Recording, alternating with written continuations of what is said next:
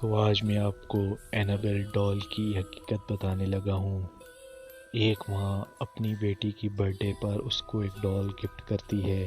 وہ لڑکی ڈال پا کر بے انتہا خوش تھی، لیکن کچھ ٹائم بعد ہی وہ ڈال خود بخود حرکت کرنے لگی۔